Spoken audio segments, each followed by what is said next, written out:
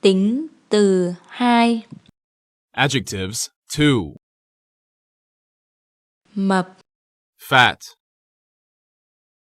mịn, smooth, nghèo, poor, ngọt, sweet, ngu ngốc, stupid, nguy hiểm, dangerous,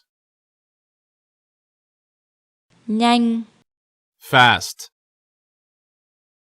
nhỏ, small, rộng, loose, wide, sáng, light, bright, sáng tạo, creative, sâu, deep, thành công, successful, thấp, short, low, thô, rough, thông minh, smart, intelligent,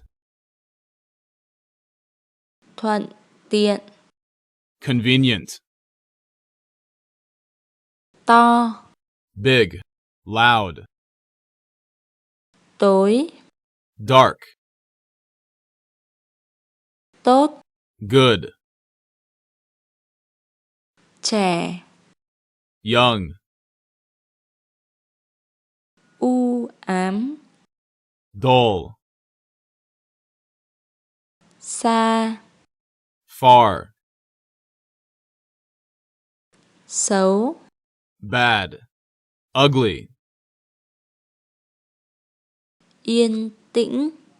quiet,